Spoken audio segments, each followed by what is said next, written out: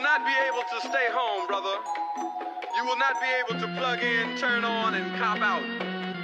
You will not be able to lose yourself on Skag and skip out for beer during commercials because the revolution will not be televised. This right here for the number one shit with your number one. You ain't number one, just another one.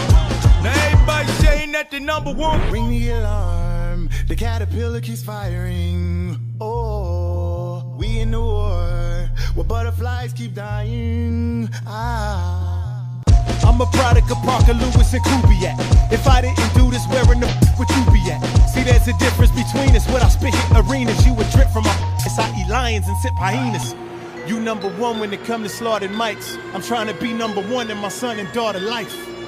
All you my little rapper babies. Y'all my children, y'all bit my and contracted rabies. Don't you grade me next to these rappers, baby, that's degrading. My style got so many different facets, I switch into so many different patches. I'm skipping class to be fascinating. My pen is like Big Ben, it's just a classic waiting. Your favorite rapper come at me, I just decapitating. Out here congratulating these has-beens who had their highs. These rappers only won they matches because they strategize. I bring adequate to these patterns and here's my battle cry. Ring the alarm, the caterpillar's firing. Oh, we in a war, where butterflies keep dying.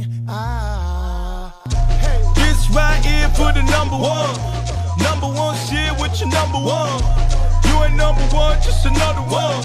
Now everybody saying that they number one, kid, think you number one, quit. Number one song, get your number one chick.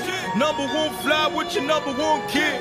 When it's all done, then your number gon' swing. Hold up, wait a minute, guess what I'ma never do? Show so much respect to you that I feel like we're friends, so now we're no longer competitors. That could be the death of you. Never let someone who's not as... What's going on, people? What's going on? I want to thank y'all for joining us today. I'm Stephen J, my partner Ghost, and we're here excited to bring you another episode of Real Tough Talk. And obviously, the main reason why we're excited because it's playoff time, wild card time. So this is put up or shut up, win or go home.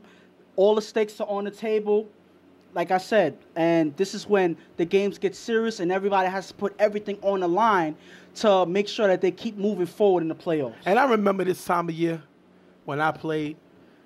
The night before, you couldn't sleep. Mm-hmm. So you sit back and you try to watch all these football movies. You try to watch movies like Rudy and Any Given Sunday and the program. And you sip on that little brown water. You know that little brown water? Little brown water. You have a little sip on that little brown water. And then you just have a good time and you relax. And then you still can't sleep. You wake up, you open your eyes, it's like 4 o'clock in the morning, but you close them at 2. You can't sleep. You're excited about this game. Now, I wanted to ask you, all of those movies that you referred, some of those weren't out way long ago when you used to play. Right. That was a long time ago, so I don't think those movies are out. All those movies were out when I played. Any Given Sunday was out. Mm-hmm. The program was definitely out. Oh, yeah, of course. I remember Rudy it wasn't really it was a football movie, but it really was, it was more of you seeing, you know, him trying to make it, whatever. But you want to see the nitty-gritty, down-dirt, physical football. So that really wasn't that movie. Still a great movie. Yeah. But I remember not being able to sleep. I remember having the goosebumps. And that's how I knew, you know, my career was over when I didn't feel nervous anymore. Yeah. That showed I didn't have the love for it anymore. And then my body told me you couldn't play no more. Yeah, so I think one kind of influenced the other about you not feeling it anymore because you started feeling your body telling you, okay, it's time to hang it up. But at the end of the day, again, when you're in it, when you're in the grit of it all, sometimes it's overwhelming for a lot of players. A lot of teams sometimes change up what they do, what they've done all season to get them here, and sometimes that comes back to bite them. Or there'll be some teams that throughout the season had the same problem that they've been dealing with all season, and they never correct it. And I think that's a lot of things that a lot of teams need to pay attention to as they get into games like this, that, you know, everything is on the line. Well, we'll go over a few of the teams that's playing. You got the Commission, which is the number 11 seed, gonna play the number 10 seed in Demon Knights in the wild card game. Then the winner of that game team has to play primetime. And then you'll have I'm mad I didn't label 11, 10, 9. You'll have the number 8 seed play the number 9 seed, which is the Bullies, in number 8, and they'll play the number 9 Pharaohs. Yeah. So those are the games that are going to go on today. Very exciting day. A lot of different teams that's able to do different things. First one we're going to talk about is the Commission versus Demon Knights. Now, this game's a little different because you have Demon Knights coming in at 2-4. Yeah. With the worst defense in the league. Tuff.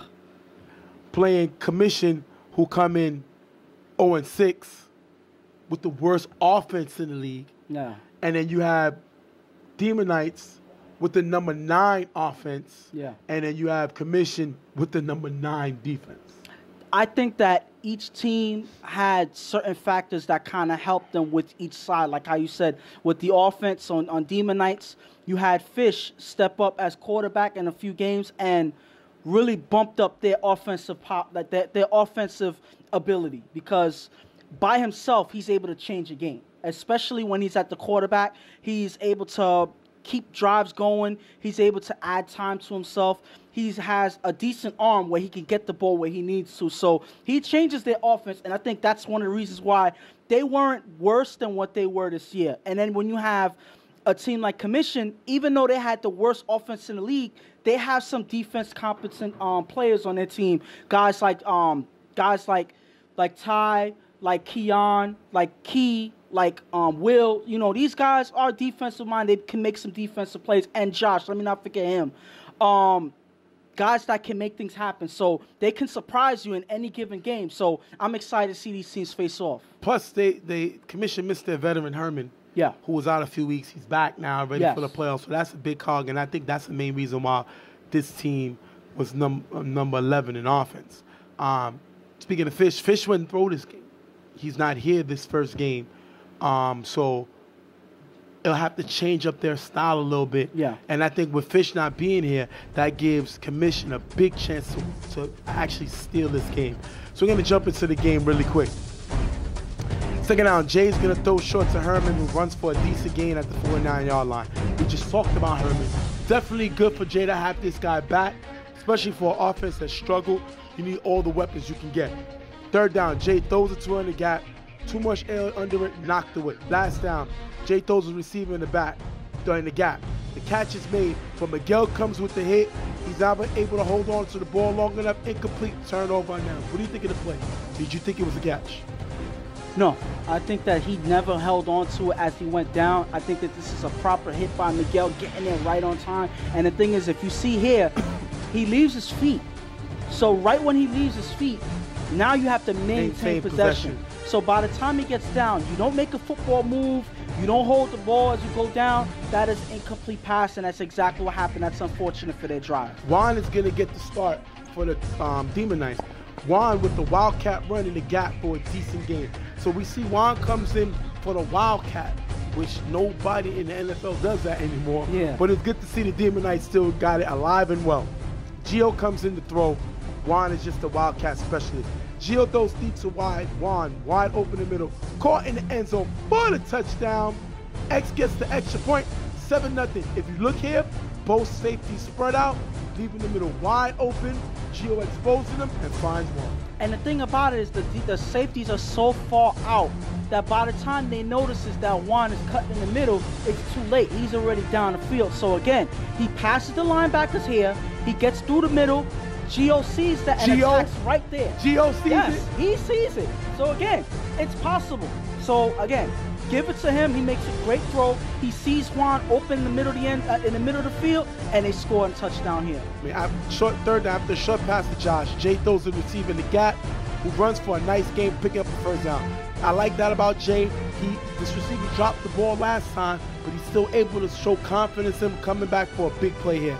Jay then throws short to Zay on the sideline to get them to the 10-yard line. Jay on second down throws it Zay on the sideline to get him to the 3-yard line. Third and goal. Jay throws the ball in the corner end zone. That one is going to be dropped. Fourth and goal. Jay on 5 rush throws it up to Josh. Knocked away by Don. Turnover on downs. If you look here, first of all, Zay is wide open in front of the end zone. But my issue is, Will drop that play that was in the end zone, and the previous play before that, their receiver dropped the first down on the last drive. Yeah. This is not on Jay. Jay is showing definitely improvement, especially in this playoff game. His team is letting down. Yeah, but at the end of the day, their whole offense is not looking good because, again, even though they are dropping passes, you got to see the receivers that's open. You got to span the field. Zay is open on the other side. He's not looking there, and he looks to force a pass on last down. He gets desperate. And one thing I want you to notice throughout his drives, he's throwing the ball on almost every down on 5 rush. So he's waiting too long to get the ball off. So that is not a...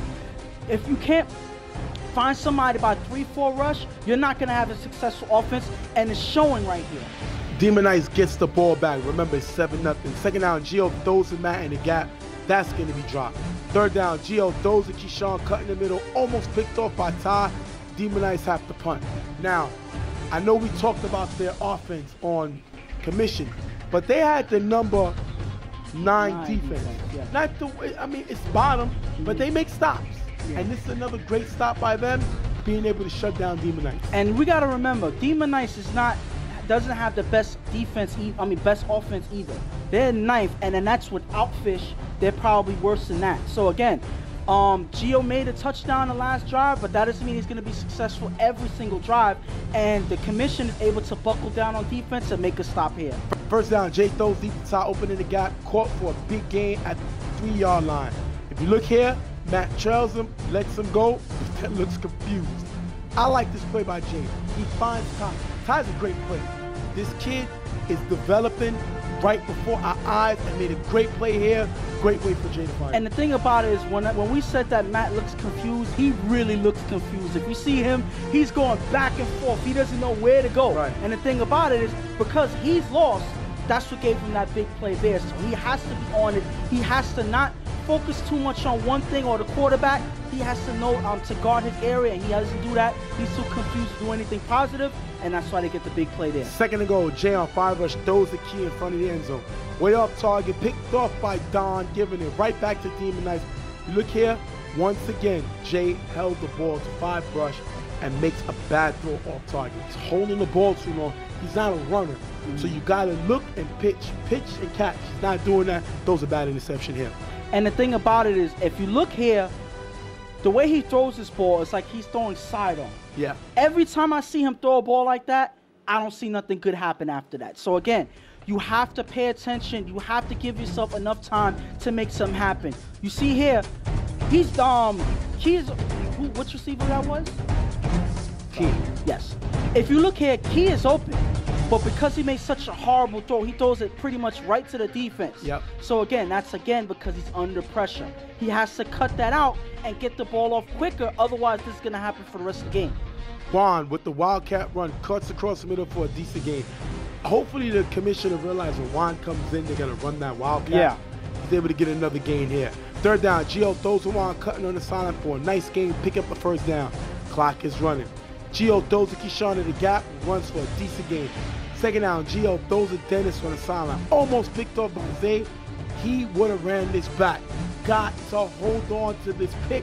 That 6 points that he just dropped. And again, we always kill any defense that gives up an opportunity like that. When you give up an opportunity like that, the offense and the next play has a chance to capitalize. He picks this off. This probably changes the whole game for their team. But it's unfortunate. Still a good defensive play, but he should have held on to it. Third down, Gio throws an X on the sideline, who shakes Zay and runs for a nice gain to the 3-yard line. 4th and goal. Gio throws the X in the back of the end zone. High, incomplete, turnover on downs. You look here, Gio never lets the play develop, and they turn over the ball. And he's too quick to get the ball off. He had time, a few seconds in fact, to let the receivers get into the pockets that they need to. He doesn't give it a chance. He tries to throw it up to X. X is not the tallest player on the team. So to force it to him like that, I don't see anything proper happening. And because of that, that leads to incomplete passing and then a turnover. Commission can't score before half. We're going to go into halftime 7-0. Let me explain something to you. This is that I want everybody to remember this quote. A superstar makes up for mistakes. Mm-hmm. The less talented your team, the less mistakes you can make. This team does not have superstars. That potential star, they have one potential star, and I would say that's Ty. Yeah. But he's not a star yet. They have the worst offense in the league. So you got to make plays other ways. They drop a huge interception. They drop a huge touchdown pass. And they drop the first down. You cannot make mistakes like this when your team has a lack of talent. You have to know who you are, and Commission have not known who they are all season. But if I'm them, we're in the game 7-0. We're just down 7 points. We could turn this game around. And they have an opportunity because, again, we said it from the beginning of the game, they don't have Fisher quarterback on the Demon Knights side. So what Demon Knights has to do is they have to figure out a way to get around that. They did well in the first drive, but my thing is this. They buckle down on defense. They keep the ball on the ground because I think that I like them running the ball because it keeps the ball in their hands. It slows down, kills the clock, and keeps them on the field longer. So, again, you wear down Commission's defense, which is nothing to write home about anyway, and eventually you can make something happen later in the game. So, again, they hold on to the ball, take their time, and I think they'll be just fine. Just hold down on defense. Second half, after getting the first down, Gio throws the X on the sideline. X makes the catch, runs through the middle, into the end zone for the touchdown. If you look here, Will let X get behind him. Miguel gets the extra point, 14-7. Demon Knights with the lead. I talked about X. I think he has the potential to be a star. You know, an all-star. Yeah. Because remember, we always got role player, Yeah. good player, Then star. all-star, star. Wait. So all-star We is... say all-star because an all-star is a guy who could make an all-star. all-star, team. so yeah, you're right. A star is somehow consistent, yeah. and a superstar is next level. Yeah. So we always give you that. He has the ability to be an all-star, but he has to play more consistent. He must have heard what I was saying because this is an all-star play, great play by him. First of all, before I get into my critique on this play, I like that we give ranks, like, you know, how you put all Madden and all-star Right. and then superstar and all of that, like in 2K, anything like that. So we have rankings for everybody and the way they perform. So listen, you perform out there and you earn your ranking. Yeah. So again, X has been stepping up in this game, making defensive plays, you know, getting by defenses on offense. Anything that he can do, he's putting on the table in this game because, again, it's win or go home, and he knows that, and that's why he's putting this game onto a higher level right now. Remember, a star has the ability to change the game Yes. by making big plays. A superstar can dominate a yes. game. That's the difference when you get to that ranking. 14-0, Demon Knights. Jay on 5 rush, throws to Josh on the sideline for a nice game. Second down, Jay on 5 rush, throws to Herman on the sideline. That's dropped. Herman got to catch his ball. I know Jay kind of waited. Once again, he's throwing all these passes on 5 rush. Yeah. You can't tell me it's taking 5 seconds for these guys to hold on the ball. He's just holding the ball too long, but Herman has to make this catch. Third down, Jay on 5 rush, throws it up to Ty in the back of the end zone. He's covered, high, incomplete, nobody's open short. Last down, Jay throws it up, incomplete, turnover on downs, giving it right back to Demon Knights. And once again, Commission is stopped from getting in the end zone. And again, that all stems from them taking too much time with Jay in the pocket. I think that he is the one struggling because he's waiting for 5 rush and now he's running for his life, getting the ball off. That's why he's not throwing any proper throws. That's why he's not looking on both sides of the field. He's not finding certain receivers. But they're not doing him any favors out there by certain receivers not being open short. Some guys, everybody's going deep. So they're not doing him any favors. And then Herman got to catch that pass. He's a veteran. He already been in this position already. So he got to hold on to that ball to help his quarterback out. None of that is working. That's why they're struggling on offense. Second down, Gio throws deep to Kaheem in the middle. Kaheem catches over Ty for a big game. First down. You look here, Will gets beat. Ty tries to help, but is not able to make the play. Great play by Kaheem. And this is sad because, again, Ty is coming for the help. He gets the ball caught on him, so it looks like he did something wrong. But that wasn't his fault. He's just coming to help. If you look here, right off of his route, Kaheem beats Will. Yeah, Will gets cooked. Will gets beat. And so by the time Ty goes to help, the ball is already caught. Kaheem with a great catch to keep the drive going. That's the way to find the gaps and make a big Will play. got burned. Will needs some milk. That's how bad he got burned. G on first down, throws deep to Juan in the middle. Picked off by Ty, giving it back to commission. If you look here, Flocka was open on the sideline. X is open in the gap. Gio makes a terrible throw, and Ty is an all-star. He's the only all-star on his team. He's the only one with top talent on his team. Makes a great play here. And the one thing I could say on this play is revenge. This is revenge right here. Because again, after getting a ball caught so bad on him like that, he makes something happen on defense and get his offense back on the field. Yep. So great defense by Ty, holding it together and still making a big play for his team. Second down, Jay throws to Josh in the gap and runs for a nice game, pick up the first down. Jay on 5 rush throws deep to Vito in the back of the end zone. Vito with the catch, but it's flagged with pass interference. What do you think of the call? This was clear pass interference. As you see here, as the ball's coming down, he pushes X out the way and then catches the ball. You're not going to get away with that. Vito knew what he did, so he didn't really fight it. That's unfortunate because they need somebody like Vito to make big plays for this team, but unfortunately that ends in a pass interference.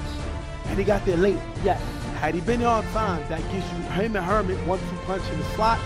Him coming late really hurt this team. That is a huge pass interference. Jay throws to say cutting in the gap for a decent game. Second down, Jay on 5 rush throws to Josh in the gap and runs for a decent game. Third down, Jay throws to Herman in the middle, gets to the 3-yard line. 4th and goal. Jay on 5 rush throws to Will in the back of the end zone. That's going to be dropped, turnover on downs, and Will got to make a play. Right now, he's a role player. You know, he's not even a good player because good players make these plays. That's a huge drop.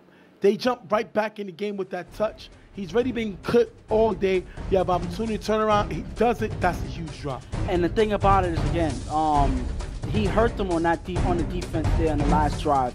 So you make up for it by catching touchdown pass. This is the second touchdown pass that he dropped. Yep. So he's killing his team right now. And Jay, who's not necessarily the best out there right now, but you got to have every help that you can get. And Will is killing him with yet his second touchdown drop. After 2 short runs on 3rd down, Gio throws it up to Keyshawn open on the sideline for a nice gain, getting him near the 45-yard line. Gio throws short to X, who dodges the tags and runs for a decent gain. This guy's in the zone. He's definitely playing hard, trying to get this team to the next round. Yep. After a penalty, moving him back 10 yards. 3rd down, Gio throws deep to X, cutting on the sideline. Caught, but out of bounds, incomplete. 4th down, Gio throws short to Dennis, who picks the Gio for a short game, but they can't score. Turnover rundowns. They're able to stop him again. I don't think they had the pedal to metal that drive. I think they was using it to kill clock. Still 14-0 Demon Knight. I don't think that they were killing themselves to get into the end zone in this drive because, again, they see that Commission has been struggling on offense all game. So they're looking at as, let Commission win the game with their offense. We don't have no confidence that the offense can do anything. We can lock them down on defense. We've been doing a pretty good job, so they hanging their game on the defense and hoping that they can stop them in the next drive. Second down, Jay throws to Zay in the gap for a decent game. 3rd down, Jay throws to Josh in the gap, runs for the nice game. The clock ends. Ending the game, Demon Knights with the win over Commission, 14-0, ending Commission season. Listen, Jay didn't play his best out there. Again, one thing I could say is throughout the season, and it carried into the playoffs, Jay never figured out how to get the ball off before 5 rush.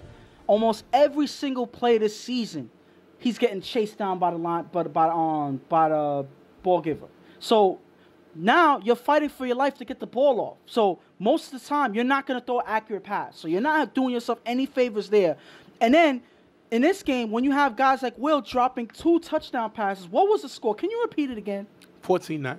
14-0.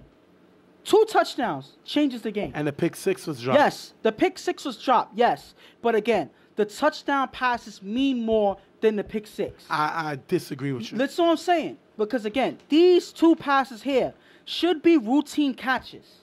That's my point. The defensive interception, I would say it's harder to get an interception than a catch. He has full momentum. He jumps the route and drops the ball. That changes the whole But game. can I ask a question? Is this something that I see Zay doing on the regular anyway? I haven't seen it all season. So do I have confidence that he should do that on a regular basis anyway? No. So again, he makes a good defensive play. I'm not saying that he's not. What? I don't agree with you. Listen, you could say what, you cannot agree, but again, you can't disagree that Will has to hold these passes. He does. Regardless of But- what. So you're telling me if he would have caught that interception and ran it back, that would have won the game? It changes the whole game. Not The if whole Will's still dropping passes. We don't know what will happen. At the end of the day, playmakers make plays. Will dropped 2 passes. Touchdown passes. They had another receiver drop a first down. Yes. And then they had Zay drop a pick 6. Then the guys got guys getting burnt. You know, at the end of the day, Commission didn't play well, but they had opportunity to steal the game. Yes. Even Herman, who was one of their most consistent receivers, had a big drop. So Commission didn't play well at all. We're going to go, before we talk about the Demon Knights, we're going to go to interview first with Commission. We'll be right back. What's going on? Stephen J. here with Herman, captain of the Commission. What happened to the first half? Jay looked like he was on point in the first half. Too many drop passes. That's exactly what happened, and he wasn't going for his bread and butter. I keep trying to teach him to go to his bread and butter in playoffs, man. I'm not saying I want the ball all the time, but you know me for many years.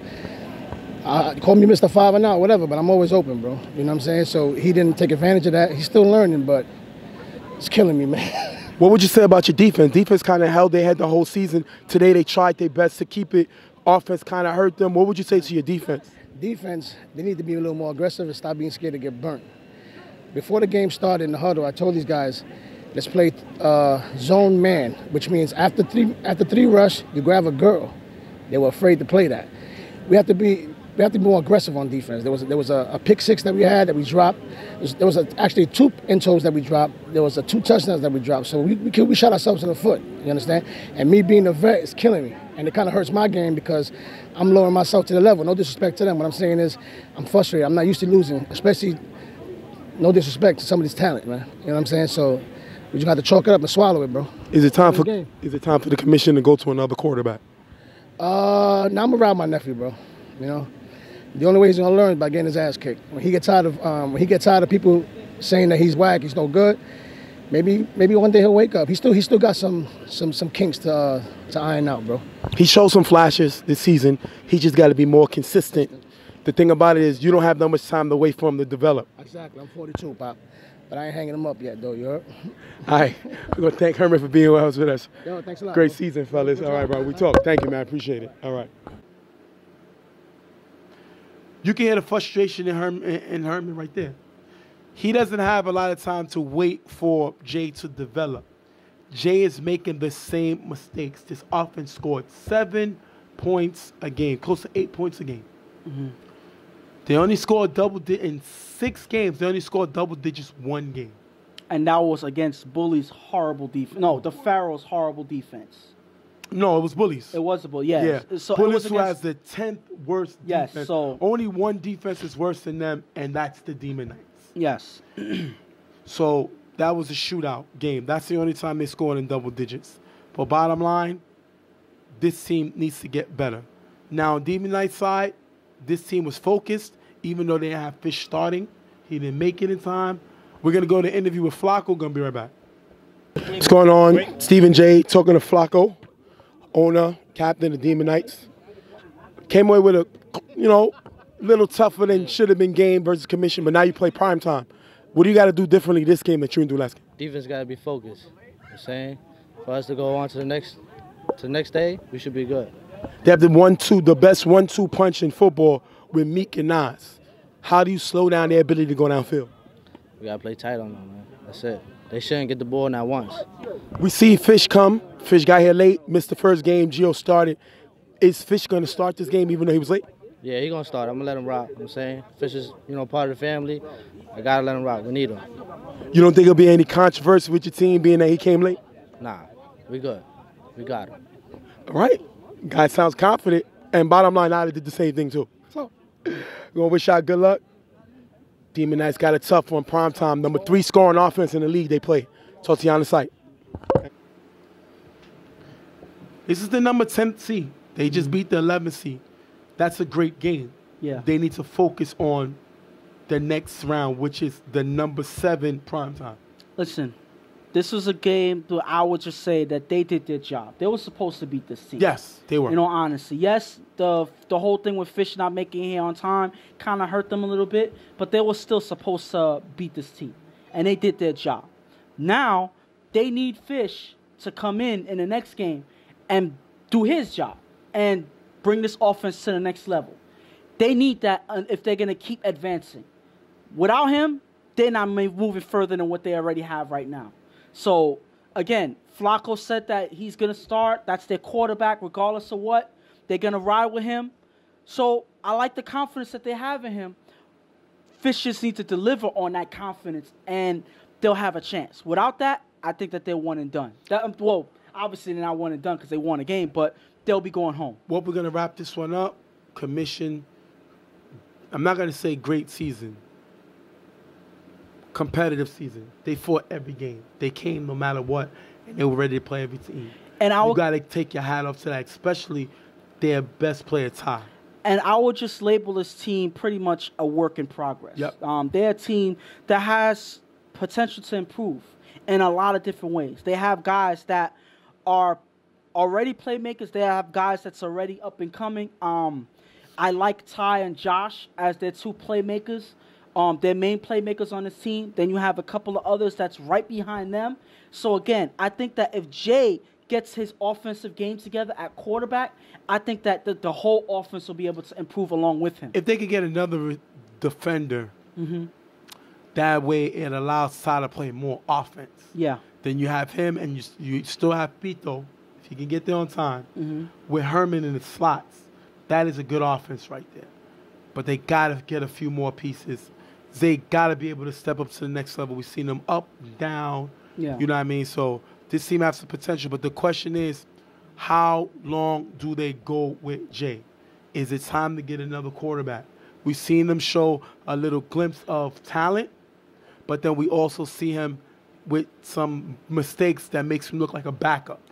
So he has to go in the offseason and practice makes perfect, work on his throws, work on his play calling, and work on getting that ball out before 5, but she's not a runner. So him waiting makes it worse. He must have threw jump balls more than any other team in the league other than the Bullies, and they, what I would say, had less than, 15% conversions on those jump balls. Yeah. So they got to work on it. But I love this team's passion. They come out to play, and they have some ability. They need to just make some, get some more players. Yeah. So we're going to wrap this one up. Demon Knights move on to the next round. They got prime time. Commission goes home 14-0. Demon Knights. We'll be right back. Real Tough Talk.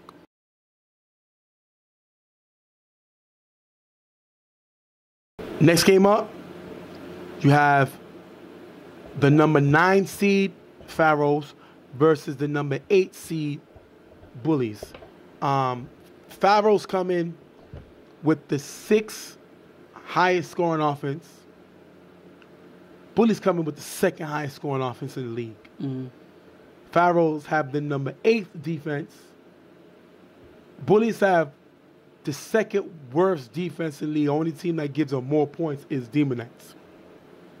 This should be a very interesting game. Yeah, because on one team you have an offensive juggernaut. Yeah. And the other team... Teams average 20.5 points a game. Yes. But then you have that same team giving up almost as much points 22.1 as points they make. a game. So again, it's like their offense is battling their defense, for who's going to win. So the Pharaohs who's coming in, who, not the best. Number they're 6 offense, pretty much in the middle of the pack. Number 8 defense. So they're right in the middle of the pack in most categories. 2 and 4. So at the end of the day, they have to take advantage of the Bullies' weak defense. A lot of times, a lot of guys are going Iron Man. So what you do is you take your time, keep them on the field, and wear their defense down. That way, that same team is going to come back on the offense, and it hurts their offensive game. We've seen it happen when they get worn out on defense, their offense struggles. So I think that Pharaohs need to take their time. take their time, slowly drive down the field, and keep this Bullies defense on the field as long as possible. That's the best way that they'll have a chance to compete in this game. The problem that Pharaohs have is their best offensive player who led the team in touchdowns, Dave, won't be here. Yes. He can't play on Saturday. So, because he has to work. That's huge. Yeah. He's their best offensive player, especially in the red zone. Led the team in touchdowns. That's going to hurt Beaver's game because he knows not only does Dave help bail him out when he's in trouble, Dave is one of the offensive geniuses in the league. Yeah. So that's going to hurt. Then you have a team like Bullies that can throw downfield on any team. We already know about their guy Pierre, wide receiver, you know, with Paul throwing. But I like Chad. He's a guy that can do it on multiple positions and on both sides of the ball. And he's whenever he steps on the field, he's automatically one of the fastest guys on the field. He can score anytime he touches This the ball. guy is lightning fast. He can, you know, beat most defenders out here. So a guy like that is hard to defend. He can cause headaches to many defenses by himself. Then you have Pierre, who's about, 6'7"?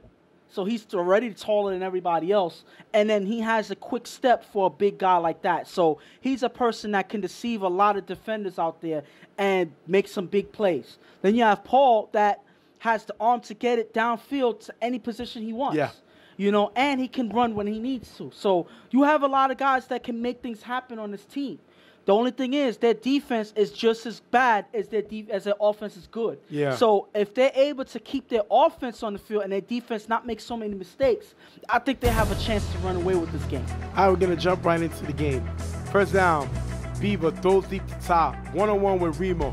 Passes over Remo, caught by Ty, who runs it into the end zone for the touchdown. Kane gets the extra point. 7-0 Pharaohs. If you look at Remo loses the ball in the air, and Ty goes up and makes a great catch. We've seen Ty do it in the game before. He did it on Pierre with the interception. He got an interception. Yeah.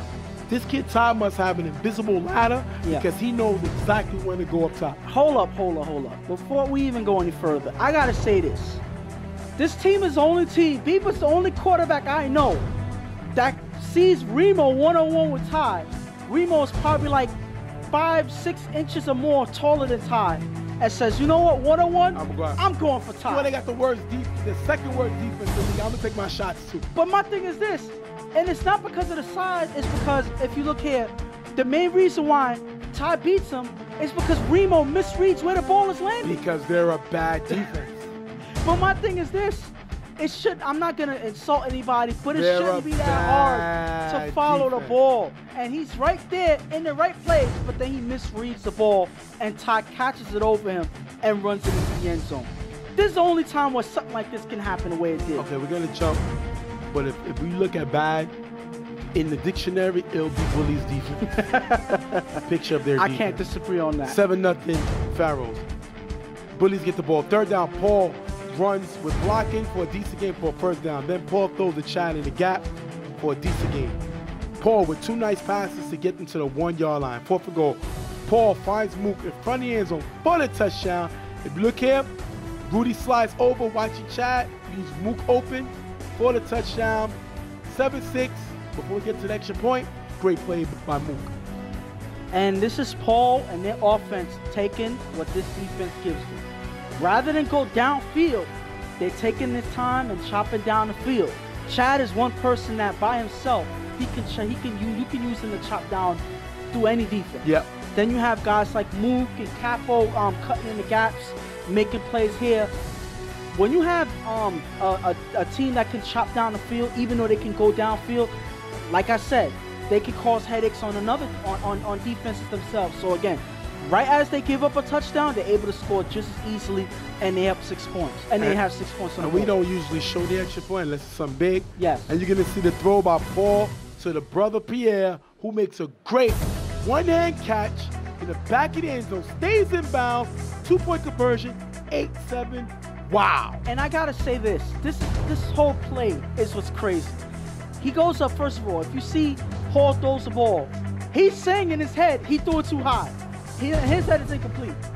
Pierre said, not a problem. He goes up one hand, grabs it like it's a regular play, and he stays in bounds. But why does he stay in bounds? because of the contact from Ty and I believe Kane, they make contact, which keeps him inbounds, which makes him keep his feet inbounds to make the point count. So again, they don't make contact to him, he falls out of bounds. Because they make contact, that helps him make the play count, and that's a great play there regardless of what. 8-7 bullies. Next drive, Beaver on 5 rush, scrambles and throws a Kane in the gap for a nice gain, picking up the first down.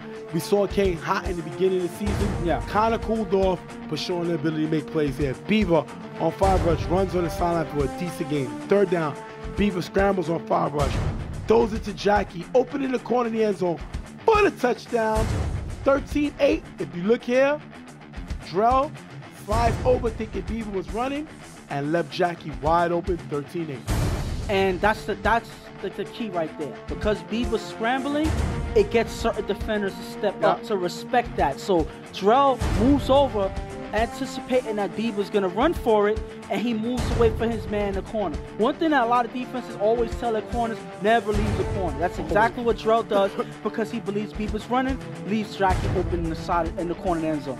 After a short pass for the first down, Paul scrambles on 5 rush, throws deep to Cassell in the middle.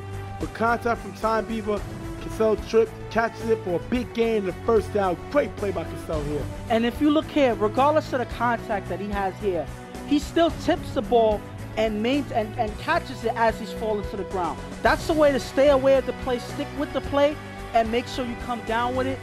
That's a great catch. That's another great catch by this team. But it's like we said, they can go downfield on anybody. Great play by him. Regardless of what, they make it happen. 3rd and goal. Paul just gets the ball off, finds Remo in the back of the end zone for the touchdown.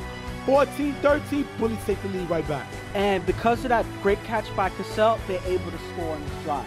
Because he's able to stick with the ball, tip the ball, even though he had 2 defenders on him, and still holds on to it as it comes down, that makes it so much easier for the next play as Paul runs it in for the touchdown. So again, big play by Cassell, gets Paul into the end zone for the score on the next play. Beaver throws a Rudy in the gap for a decent gain, getting the first down. Then Beaver throws deep to Ty in the gap. Pass is short, picked off by Drell, who runs it all the way to the 45-yard line. These are the mistakes we usually see Dave try to stop Beaver from making, either yelling at him or giving him a play, but Dave is not here to stop him from doing it. Terrible interception by Beaver. First down, and you chuck it up on a play that you didn't need to. You take your time. Don't take that risk. Your receiver was covered. Ty was covered. Drell was there waiting for the ball, and then you didn't even throw it accurately because you throw it short where Drell can make a play on it. So Dave would be the one to advise you on that, but since he's not here, Beaver makes a mistake here. Paul with 2 short passes for a decent gain, getting the first down. Second down, Paul throws deep to Cassell on the sideline. Pass is short, picked off by Beaver, giving it right back to Farrows. Beaver had to help his team make up for his mistake, and he does it right here. Revenge. We said that the last game, and this is him making up for the mistake that he makes and making his team pay, this Bullies team pay for taking a chance when he did. He takes a chance. This was a bad throw, but Beaver's still able to make a good defensive play and get the ball back for his team. Beaver with block and runs for a decent gain. Look here, Chad gets flagged for the late hit, giving him, taking him to the 47-yard line. What do you think of the call? This was a clear late hit. I think Chad, I don't know if he didn't hear the whistle or this was something that he just did in the motion, but this was clearly a late hit. You see 2 guys tag him before Chad gets there and makes that hit. So yes, that's a merited flag, and that gets the Pharaohs in good field position. Beaver on 2nd down throws the Kane in the gap for a nice gain, giving him the first down. Beaver then throws the Kane in the gap again for a decent gain. 3rd and goal with 3 seconds up in the half. Beaver throws it to Ty in the back of the end zone. Caught, feet just goes out of bounds, taking us into the half. 14-13, Bullies. That last play right there could have changed the whole game for the Pharaohs. If Ty is able to keep his feet in bounds on that play, that is a touchdown because he was open. Beaver threw it right to where only Ty can get it, but because Ty, the way he had to go and get the ball, unfortunately, his feet just goes out of bounds. You can see how the disappointment on his face because they needed that play. Yep. But they keep the game close. Some good defensive plays on their side. This game could have been a lot worse if they didn't play decent defense. But they gotta make sure that they don't fall apart because, again, Paul was able to drive down the field easily on the first drive. They can't let something like that happen again, and they got to be aware that he can stretch the field down, which is what he did in the second touchdown they were able to score. They're able to keep that from happening and lock down on defense. They have a chance to come back in this game. We have the second worst defense in the league, they run bullies. But Pharaohs don't got their best offensive weapon, which is Dave. Mm-hmm. We have to attack. We have the number 2 scoring offense in the league. Yeah. We have to attack this team. Do what we do. I know Paul's trying to show a new style. Mm-hmm. Maybe, show he can be in the pocket and chop the field up. No. We don't change what we do. We're a home run team. And we saw what happened when we threw our home runs and made some big games. We got to go back to that style and put more pressure on it. Because right now, Pharaohs think they can stay with us. Because right now, they're only down 1 point. We got to put the pressure on them, do what we do, score points. We're going to jump into the second half. Paul throws to Chad, cutting in the middle, who runs across the field for a big gain in the first down. Chad can score anytime he touches the ball.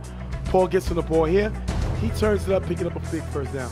And this is Chad doing what he usually does. He's a person that can make a short play into a big play because he's so fast. And he's able to get this play here, get in the gaps, and make something happen. Like I said, short play into a big gain. This is what Chad does, and he makes a nice, decent play here. After 2 short passes, 3rd and goal, Paul on 5 rush throws a Pierre in front of the end zone. Kane with the contact. Pierre comes down at the 1-yard line. Is this the catch? That's the question. As you see here, he goes up for the ball. First of all, great way for Kane to put in the contact, making it hard for Pierre to get that play. But he does hold on to it as he comes down. The Pharaohs believe that he lost the ball as it hit the ground, but the ground is what forced the ball out of his hand. He comes down with it. He reaches out to try to put the ball past the plane. He doesn't reach. He gets it to the 1-yard line, and that's when the ball comes out. So he did have possession. As you see here, if you look, he's reaching with the ball out to try to extend it past the plane. The Des Bryant play. Yes. So again, he tries. He doesn't make it. That gets him to the 1-yard line, but that is a catch. And they actually changed the Des Bryant rule because in the game that we saw versus the Packers, they called this incomplete. But we seen him make the same play, and they changed rules now, which is he maintained possession. He was changing his ball, trying to score, and the ball came out. 4th and goal, Paul runs in for the touchdown, 20-13. Bullies take a further lead. Regardless of what, they had that big play where they made it to the 1-yard line. But again, they're getting there to make it easier for them to score at the 1-yard line. So again, he did his job. Chad did his job, getting them all the way down the field. Yep. This is what they've been doing from the beginning of the game all the way till now. I don't see nobody stopping Chad at this point. Even though he's not the one scoring the points, he's the one helping them get down the field. They have to find a way to stop him, but I don't see that happening yet. Beaver throws the Kane in the gap, who runs for a nice gain, picking up the first down. Beaver with a pass around the sideline for a few yards, but Rudy's flagged for the push-off. What do you think of the call? This was a push-off, as you see. Right off the line, you see normally the defender goes to Chuck, the receiver, as they're going out. Rudy pushes the defender back to make space for himself. You can't do that. That's not allowed. That's obviously a flag. He could swipe the person to keep going, but you cannot push them off. This is what Rudy does, and that's why he earns a flag here. Beaver scrambles on 5 rush, throws to Jackie on the sideline for a decent gain. Second down, Beaver on 5 rush, runs for a decent gain. Next play we're going to look, Rudy goes out, goes in, and then out of the game. If you look, he's sick, has a hangover. You have a playoff game. How you have a hangover? You must have been doing some pretty partying. And I guess the party, you didn't go to Club Wildcard. Because you would have known that you have a game. But you know what's the funny thing? After, during the game, Bieber mentioned that he doesn't have a hangover. He said he wasn't out drinking. I don't know what this is. You know there's a certain condition that certain people have. The Willie Beeman? No, not only that, but there's a certain condition that people really have. It's called vertigo, where you start losing your balance, you get dizzy all of a sudden. People have that. Maybe he has that condition. He didn't take his medication, either that or too much alcohol. I don't know which is which, that's true. But regardless of what, he's not looking good in this game. He needs to change his name to Earlene. Third down, Beaver throws the Roy in the gap. That's dropped. Beaver, good throw by Beaver. Roy got to make this catch. Roy been playing this game too long to drop passes like this. We all love Roy. Roy's a good dude. I played against him in my younger days when I played, but he got to make this catch. You're on the field to make plays. If you can't make plays, stay off the damn field. Let's play some football. Your team is down. You're on the field because they need you. David's not here. You make that drop. Catch the damn ball. 4th and goal. Beaver rolls left on 5 rush. Throws a Jackie in the front end zone. Jackie gets a hand in it, but it's dropped. Turnover on down. They get stopped again. I think that those are some two big drops. I think that Jackie play was really hard, that it was hard for him to hold on to it. Nobody can make a catch that easy, so if you look at it here. But I think that flag by Rudy hurt this drive. I think that hurt their drive because they had a decent play on this play. And it gets pulled back because Rudy gets flagged. But Roy also got to make that catch. Yes, so my thing is this. That hurt their momentum going into these plays. Not saying that that's the reason You don't why. need momentum to catch the football. No, you're not getting what I'm saying. One hand, you put it to the other hand, and you catch the ball. Like you said in the last game, one thing can change the game. That play could have changed the game. Or at least changed his drive. But again, Roy, like you said, I'm not in disagreement on that. He has to hold on to this ball. He's played too much football to drop a pass at this given moment, and because of that, they turn over the ball. 20-13 Bullies. Paul pitches to Chad, who runs on the sideline for a decent game. Paul with 3 short passes for a short game, picking up the first down, killing the clock. Paul on 5 rush throws it to Cassell in the gap for a decent game. Second down, Paul throws deep to Cassell in the middle of the field. Beaver just gets there, but Cassell still makes the great catch for the touchdown. Pierre gets an extra point. 27-13 Bullies. I don't know what's going on with this Pharaohs defense. They're leaving guys wide open way too much. You see Cassell standing here wide open with this play. Beaver tries to come in to help to play defense. I can't see if that was his man or not. But again, these gaps are wide open, and Paul is taking advantage of these gaps by hitting his receivers there. Regardless of Beaver getting there just there, it was too late. By the time that he was able to be there, Cassell makes a good catch for the touchdown. Beaver on 5 rush throws the Jackie in the middle. That's going to be dropped. After a short pass on first down, Beaver throws the Kane in the gap, who runs for a nice game. Second down, Beaver throws the Jackie in the gap. That one is also dropped. Third down, Beaver throws the Kane wide open in the corner of the end zone for the touchdown. 27-19. If you look here, Remo focused on Roy, short, but doesn't see Kane on the sideline. Roy can't catch. So you focus on Roy and you leave Kane open. Remo's not a good defender. The Bullies don't have a good defense. Yeah. So you add bad plus bad equals touchdown, 27. Defensively, he's not a great defender, but their whole defense is terrible. Yes, so that's why, listen, but that's why I blame their whole defense. If they communicated, yes, Remo probably would have known that somebody was behind him. That's why I said I can't kill him by himself. This whole team takes the blame for this touchdown, because how silly is this that Remo goes to guard Roy in the front of the end zone and leaves somebody wide open in the back? That makes no sense, and that's why they give this touchdown. 27-19. Farrell's go onside, caught by Pierre at the opposing 45-yard line. Paul with 2 short passes for a decent game. 36 seconds left. Third down. Paul throws the Chad, cutting the gap for a nice game, taking him to the 2-yard line. If you look here, Chacky never sees Chad behind him. 4th and goal. Paul finds Pierre in the back of the end zone for the touchdown. Ending the game, 33-19, Bullies over the Farrell. So I guess I'm going to say this. Like certain generals, certain war generals or strategists say this: the best defense, it's an even better offense. Yeah. I guess that's going to be their strategy moving forward, because that's exactly what they did. The best way to win against a team is to have to score more. You score more points, you win. That's pretty much their strategy, and it works. It's been working for them all season, because there's no hope for this defense for this team. Let's call it out here. Their defense is atrocious. I'm gonna use your word. There's no helping them.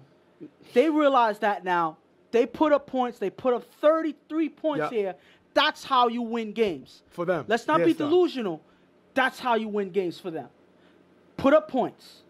Get your guys open. stretch the field downfield, and when you can't, chop up the field. Do everything you can on offense. Put all your energy into the offense, and I think they'll be just fine. It'll be interesting to see how that'll work against better defenses, but they were able to come away with a win in this game. This team couldn't cover a twin mattress with a king-size sheet. They're atrocious defensively. One of the worst defenses I've ever seen. They give up 22.1 a game. Only team that's worse is Demon Knights, and they have a better defense as far as size, as far as bullies go. Yeah. They just don't know how to play defense. But that offense, Yes. first of all, I think Chad is their best player offensively. Yeah. All around, he's their best player. Pierre's their best downfield guy. Then you sprinkle in Remo. I like Remo offensively. Yeah. Then you got Then you have Capo. Capo. I like inside Capo. the lines play. Then you have Mook Mook, that also another scores. inside. So this team's got players. Yes. They just can't stop anybody. Yeah. And Paul leads the charge. But 33 points is 33 points. They average only scoring 20, which is the number 2 in the league. They score 33. Pharaohs, Notorious got hurt in the beginning of this game. Ankle injury. Rudy was throwing up. Dave was not here. That was against the odds. Yeah. There was basically playing on crutches. And the thing about it is, one thing I got to say with them is there were certain times where they were only playing with 6 guys. So there's but so much a defense with 6 guys can do. There's but so much an offense with 6 guys can do.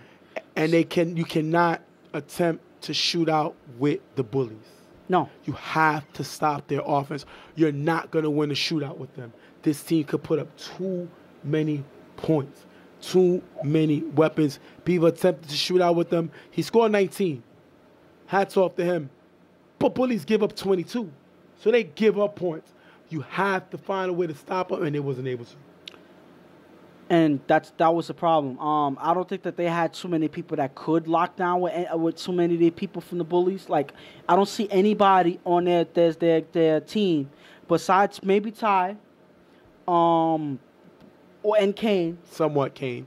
Locking down with anybody. I don't see that. They can't lock down nobody on that bullies Yes, offense. so that's why I But they'll said give you the best chance. yes. Yeah. But it wasn't enough in this game. But without Dave, especially we saw plays in the red zone where Dave is at his best, they missed him. Yes. So at the end of the game, that's just what it is. So bullies move on to the next round. Pharaohs go home. They need to pick up some pieces. They need another receiver that can stretch the field in order to get Dave more looks in the gap. Yeah. They need to get another, I would say, middleman. Because Ty's getting killed at safety because it's too much for him to try to cover everything. Yeah. And Beaver just got to be a little more consistent. He's good on his run game, but he got to be a little more consistent if this team wants to get better. We're going to go with the interview with Paul and Pierre, the 1 and 2 guys on this team, the quarterback and the receiver. We'll be right back. What's going on? Stephen J. here with Pierre and Paul. We talked about y'all home run team all season. You changed it up this game. What was the reason for the change? We just whatever the defense gave us, we did it. They gave us the deep, so we was going short. Cassell had a good game. Chad, of course, had a good game. Yeah, that's what we did. Chopped it up. Pierre, we know you're the go-to guy. When you got guys like Chad stepping up, Cassell stepping up, how's that help your offense? Yeah, it helps us out a lot because now we're more versatile. And it's hard for the defense to stay with us when everybody's playing so good. Defensively, I played a little better. Yeah, I'm not really known as a defensive team, but y'all only gave up 14 points. What was the change? How you got everybody else to show up today?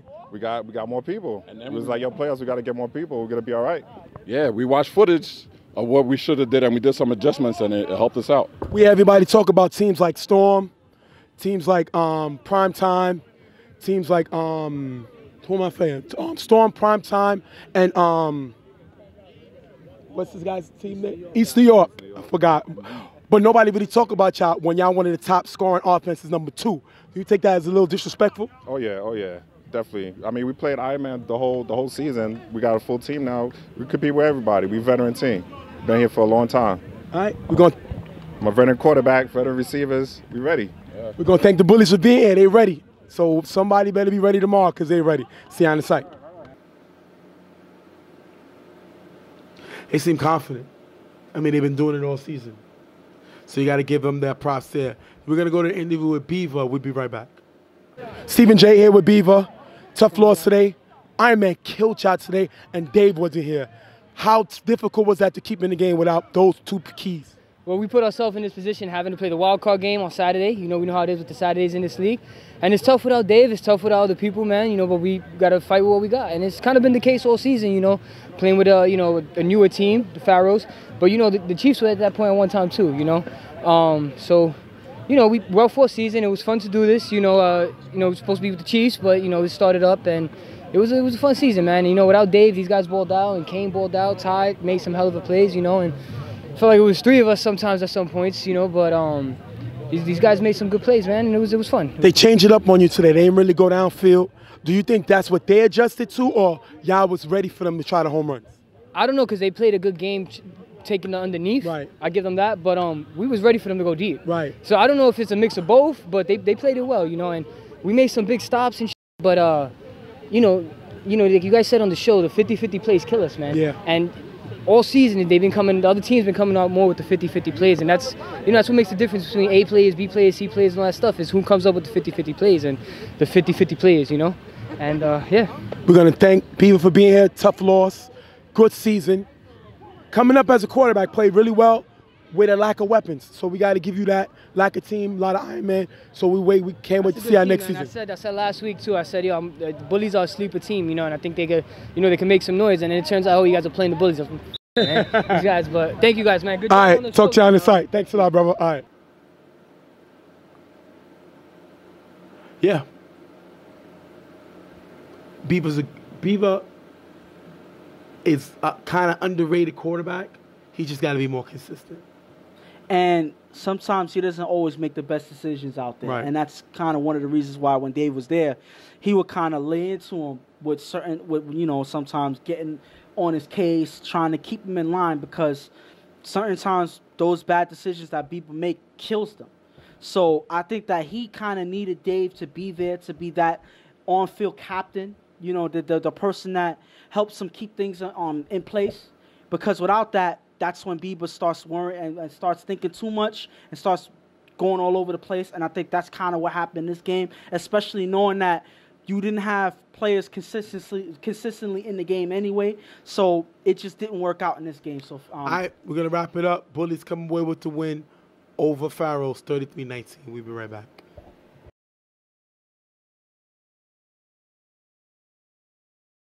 Last game of the wild card, Demon Knights, who just eliminated Commission earlier, play the number 7 seed, primetime. The number 3 offense, primetime.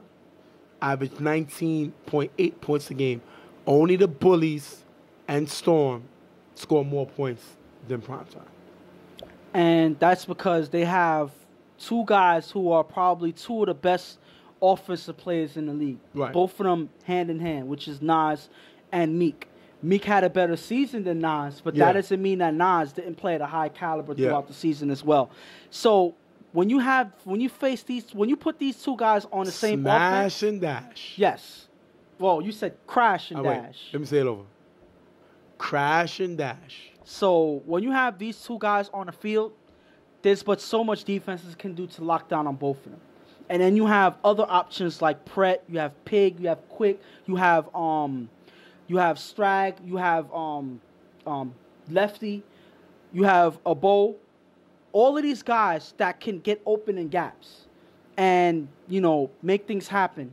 You know, while you're not driving down the field, throwing down the field, you have guys that can chop down the field with you. So you have a solid offense, one of the best in the league, when you have all of that put together. And that's why I always say it always hangs on Tiki to perform well. They can beat any team in this league.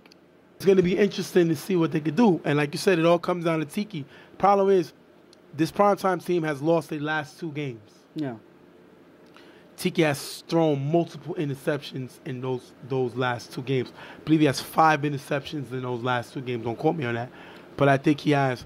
And they played this same Demon Knights team in the regular season, and Demon Knights beat them. Yeah. Tiki and them don't have a great record. They're 2-4. playing another 2-4 team. So if they think that they're going to just be able to move around the ball do any way they want, they not. And the best thing about Demonites is this man right here warming up. Yep. He wasn't able to make it to the first game, but he's able to be here for this game. Flacco said in his interview that even though Fish was late, he has no problem starting him for this game because they did their job. They kept them in the playoffs. They kept them, you know, in the running. They kept them going. So now it's Fish's turn to come in and do his job. And I think that he's getting ready to do just that. Well, we're going to jump right into the game. After getting the first down, Fish throws a Kaheem open in the sideline. That's going to be dropped. Second down, Fish throws an X in the gap. Off target, incomplete. Third down, Fish throws a Keyshawn in the gap for a decent play. Fourth down, Fish throws it up on 5 rush. It's tipped by Pratt and Nas. Caught by Tommy in the end zone. You can see him catch it and dive in the end zone for the touchdown. 6-0. Way to start off the game by Demon Knight. You see Nas and Pratt tip the ball. Tommy catches it. Great catch. But the play is not over because he's not yet in the end zone. Nobody reacts to tag him as he dives into the end zone. So again, the play wasn't over. You could have stopped him at the 1, but nobody reacts and he dives into the end zone for the score. This came from a good defensive drive to them scoring on a chuck-up play. That's terrible if you're prime time by allowing this to happen. But that's Demon Knight scoring their first points of the game. Tiki throws deep to Show on the sideline, out of bounds, incomplete. Second down, Tiki on 5 rush, throws deep to Show, and the gap knocked away by Fish. Third down, Tiki on 5 rush, is sacked by Flacco. If you look here, Prentice did a block, completely misses the block. No communication. Tiki's going to get sacked. Fourth down, Tiki throws deep to Shag, cutting across the field. Picked off by Fish, giving it back to Demon Knights. If you look here, Nas open. Yes, I say he threw it to Shag deep.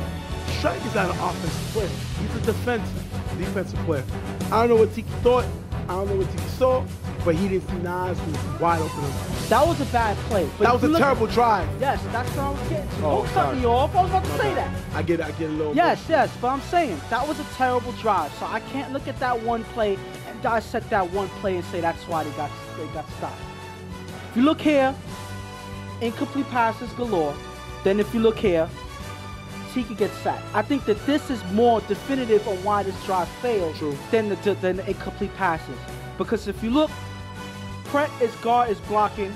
Tiki rolls left without Pratt knowing, and then Flacco runs right around Pratt to sack him.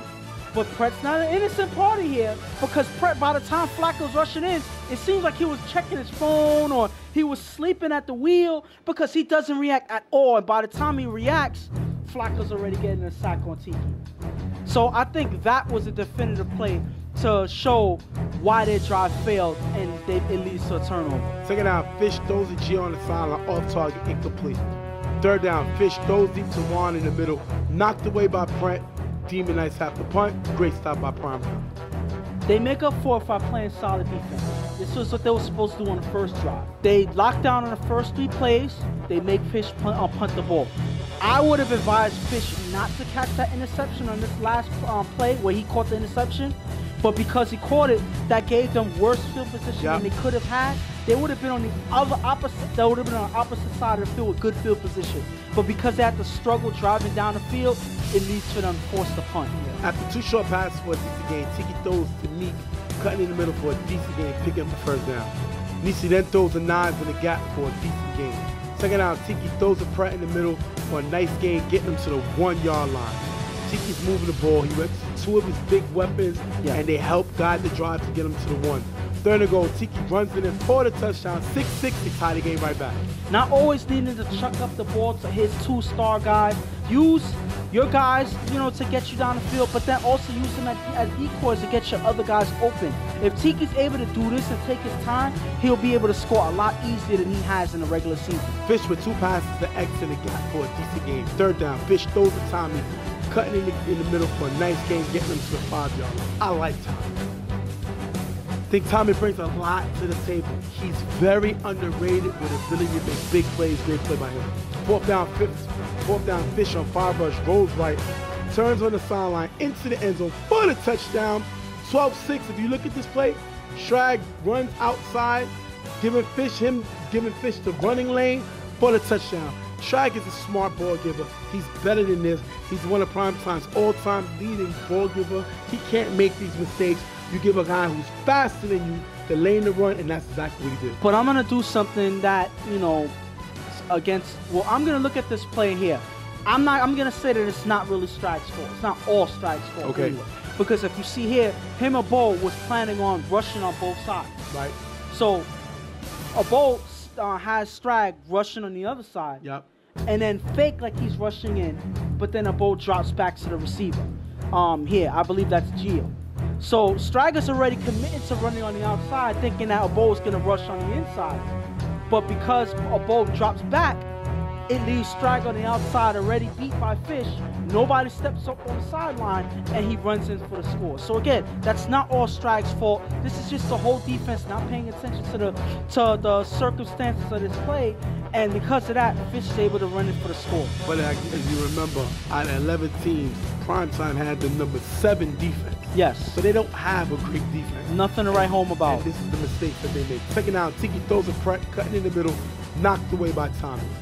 If you look here, Pig and Lefty open in the gap. Tiki missed him. Third down, Tiki throws short to Meek in the gap, knocked away by Miguel. Fourth down, Tiki throws deep to Nas, cutting in the gap, runs it in for the touchdown. Lefty gets the extra point, 13-12. If you look here, Tommy lined up with Nas, and Fish reacts late. First of all, Tommy can't guard Nas. Nas is too fast. Second of all, Fish is too small. Nas makes him pay. Shout to Tiki, it was 4th down, and instead of looking for the first down, he took a shot. We would have missed it, we would have killed him, but he got us. We got to praise the great play by Tiki. Well, based on what I'm looking at, his strategy was to get them to commit to guarding the line for the first down, to stop them from getting the first down. And they're going to commit short, they're not going to guard the back. And because of that, they shift Nas into the slot where Tommy's lined up. That makes no sense whatsoever. Right. They don't adjust, and because of that, Nas runs right through Tommy. By the time Fish is able to react, it's too late, and I don't think he would have been able to do much about it anyway.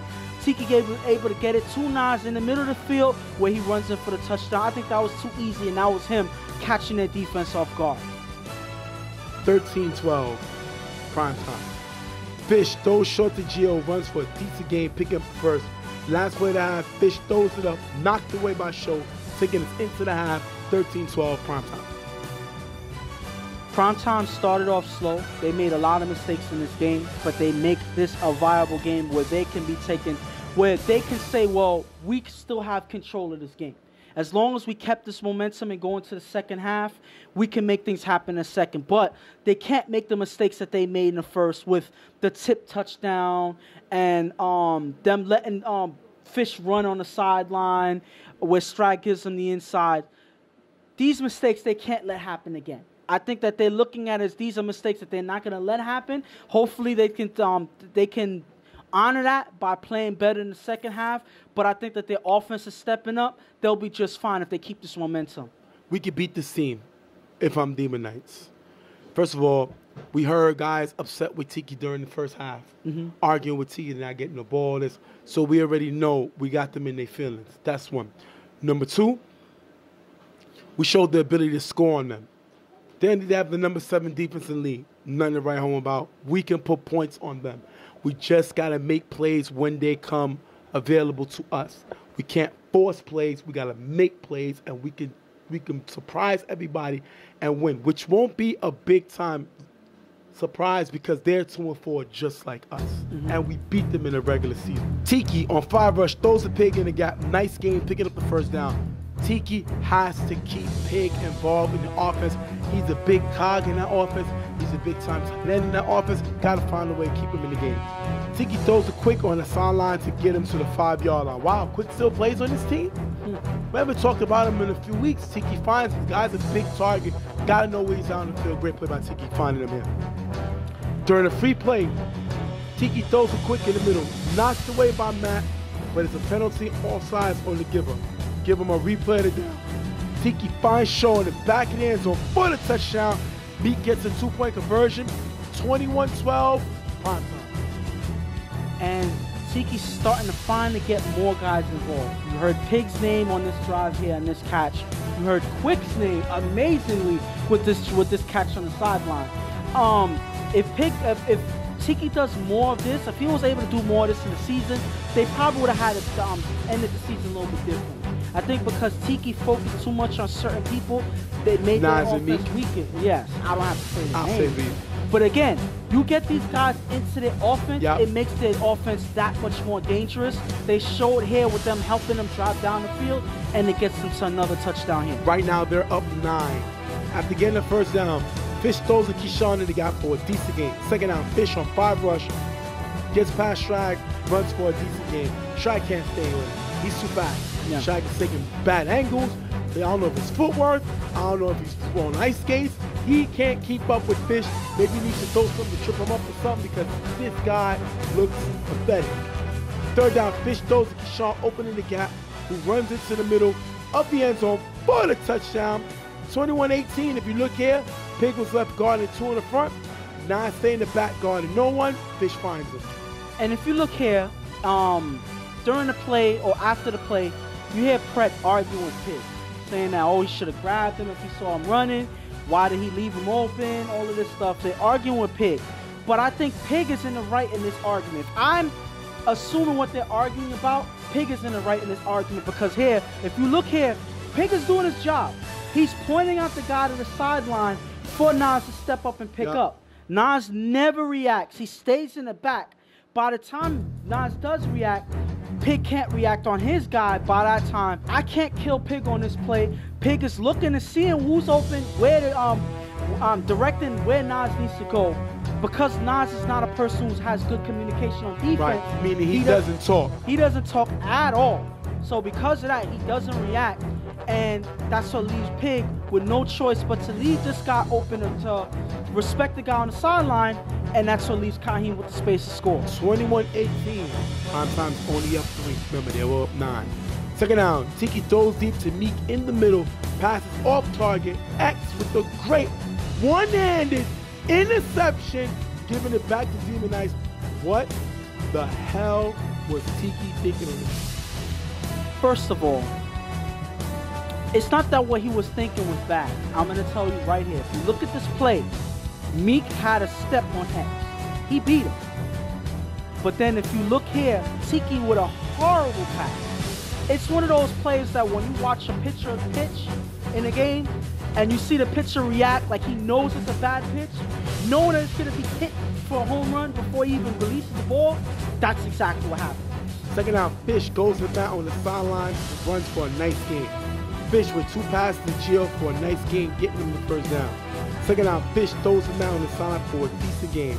Third down, Fish throws to Gio, cutting the gap, getting him to the 5-yard line. Fourth down, Fish throws the guy in front of the end zone, knocked away by Naj.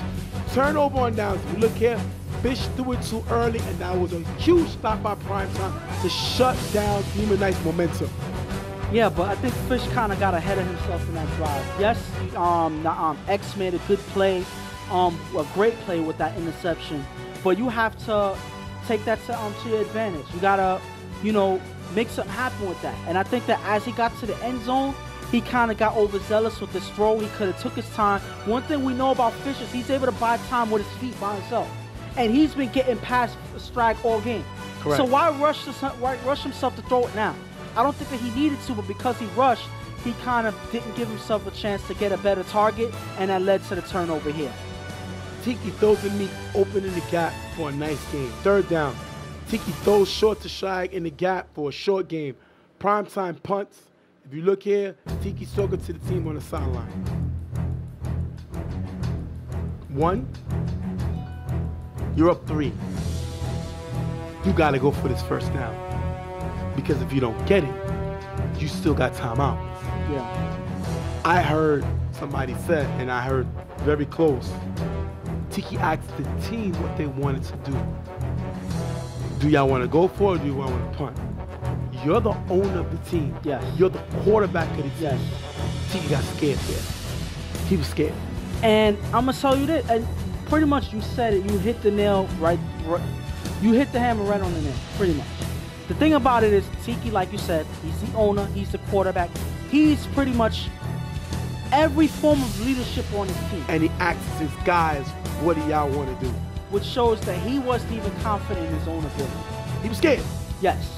But again, once you get to this point of the, when you get to this point of the game, you already lost. You gotta pull your pants up, wear your big boy jeans, and go for this first down. Well, I don't know if anybody's wearing jeans playing football right now, but I get the figure of speech. Yes, it's a metaphor. Yes.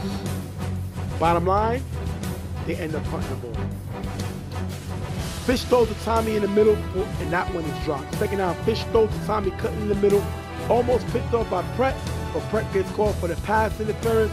The ball be at the opposing 45-yard line, first down. What do you think of the call? If you look here, where when Pratt is guarding Tommy, he's riding him, well, he's trailing him here, but he has his hand on him, pushing him further and further away as he's moving forward. Because of all of that contact, that forced the flag to come out.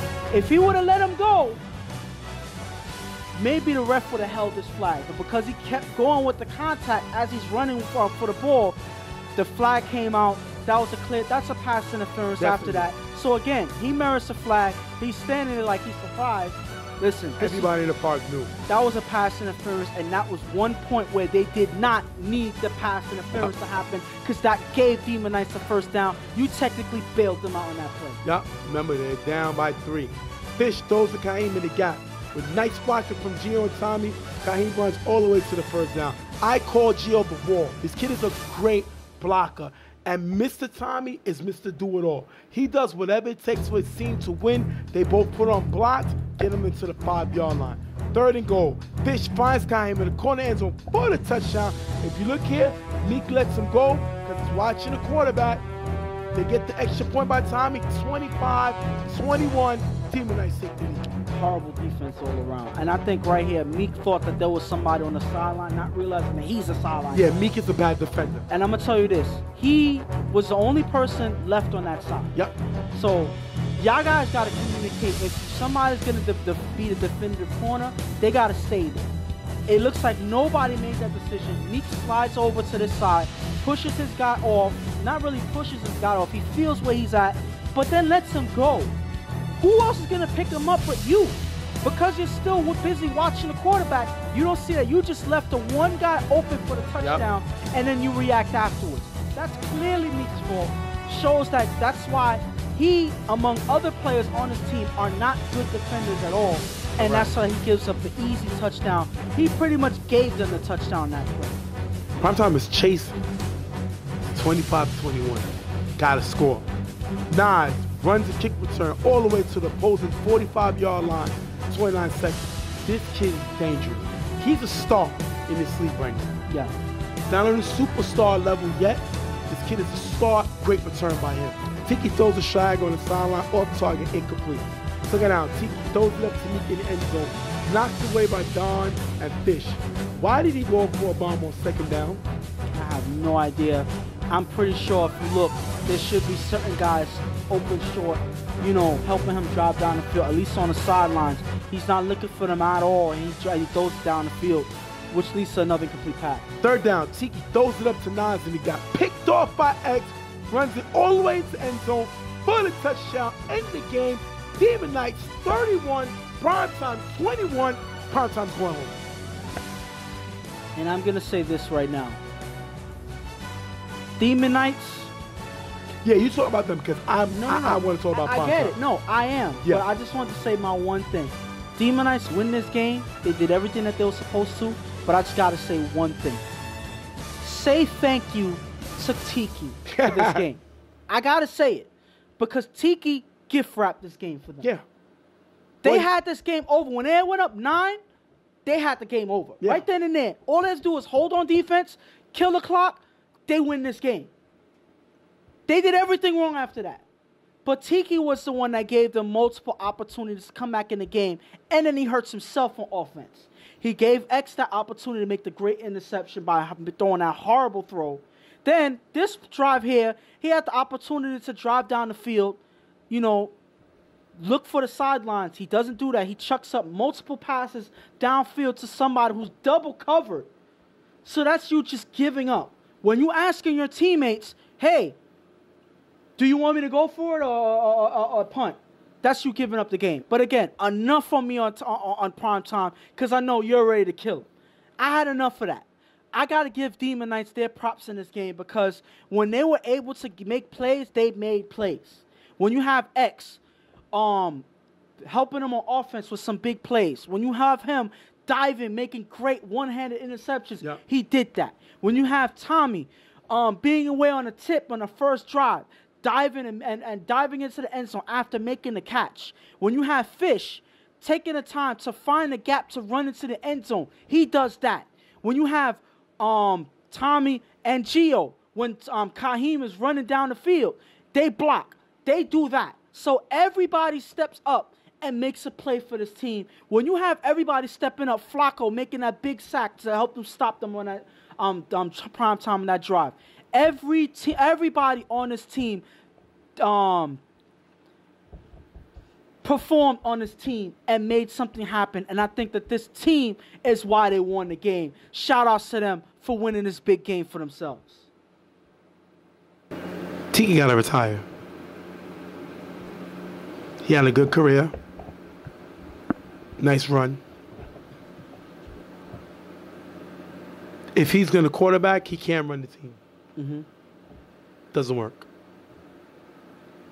Let me show you what Tiki did the first half of the game. He threw an interception on the first drive, but it happens. Filling the team out, I mean, it happens. He scored his next 6 times. Now, you can't say anything about Primetime's defense. They have the number 7 defense in the league. They give up 18 a game. They're going to give up points. Bottom line. You know what Tiki did on his last 3 possessions? Interception, punt, pick 6.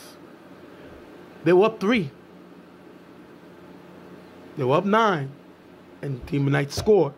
They're up 3. Interception. Defense makes a stop. Punt. Defense gives up a score. Pick 6. That's how they lost. So pretty much, Tiki cost this team this game. Yeah. We can sprinkle in a lot of things that his guys did. Miscues. Me getting beat. Nas and Pratt letting Tommy catch it, the touchdown. Nas not talking. But Tiki gave away the game. You're the leader. You're the general. You done won multiple championships. You're up 3 with the ball. Interception, punt, pick 6. Tiki lost his team this game. Tiki shows the ability to not be able to close out games. We already know they got a bad defense. Mm-hmm.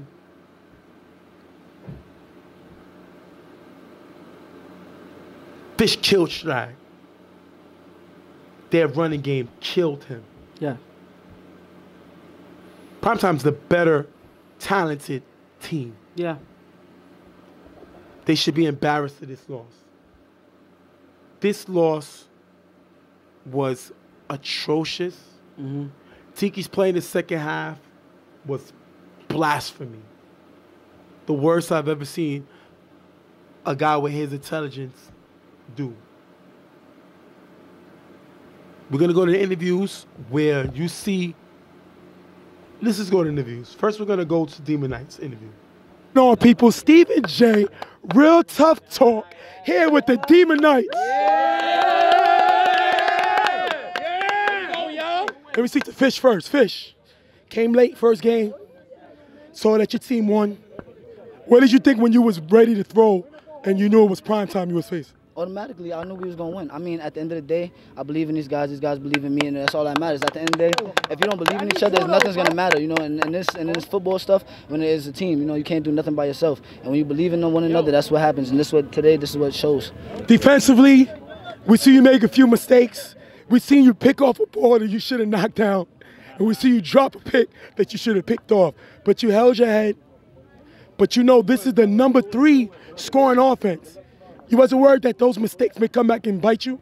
At the end of the day, it's about consistency. And if you're not consistent, you're not going to get things done. And the first half is about it's not about how you start, it's how about you finish. We started off bad, but at the end of the day, we came out strong in the second half and we finished. We was consistent. Everybody caught passes, which we didn't do in the first half. Everybody played defense and everybody listened and everybody communicated. And that's what happened in the second half. At the end of the day, and this is what comes together when we all listen to each other. This is what happens. When we all work, we all work hard. And this is what it shows. It shows right here. My man X, where you at, X? My son. Let's look at your first game. Touchdown, interception. This game, you had interception, pick 6. You was on fire today. What did you eat this morning to make you play? Honestly, Jay, I haven't slept at all. I have not slept at all. This game, actually the first game was the only thing on my mind the whole time. I didn't even know we was going to play 2 games. The second game, just had to ball out. Just ball out, play as a team. I've killed you. I said you have the potential to be a star. I called you a good player because you're not consistent. Well, you was consistent today. Did you take what I said personal? No, I did not. Because you know what? Everybody in this league is not a superstar. Everybody is in the same bracket. Every day we got to work harder and harder to get better and better. Every day you just got to get better. Where's Mr. Flacco? Flacco, the team may not know, but you told me on that drive, this for my mom. We going to win this game. Telling you. You're a prophet. How did you know? I've been through it the whole time. Since yesterday, since last night. I ain't sleep. I wanted this. Especially they want it. We got this, bro. We got tomorrow, too. This is the number 3 scoring offense in the league. You made Tiki throw. He threw 3 interceptions, ended with a pick 6. Why was y'all guys so energized facing not only number 3 offense in the league, the best 1-2 punch in football? To be honest, I don't know, man. Like, all I know is that we play tough. I'm thankful that I got everybody. Juan helped me out. Gio helped me out. I'm saying, this is all I'm thankful, bro. That's all I need. If I'm not mistaken, I think you will face, now you're going to face the number 1 seed, East New York. Running quarterback, definitely got playmakers. What do you got to do tomorrow for that game? Tomorrow, I'd say we play man on them. Play man. Because all he going to do is run. And he likes to run left a lot. They beat us by 1 point. I'm saying, like he said, yeah, he beat us by 1 point. Right. Go thank the team of Knights. This team is energized, ready to go, playing with house money. They're not even supposed to be here. And they make it to tomorrow. See y'all guys on the site, man. Thanks, fellas. Thank you. I like Flacco. X has the ability to be a star. Yeah. Fish gives them the best chance to win because how dangerous he is.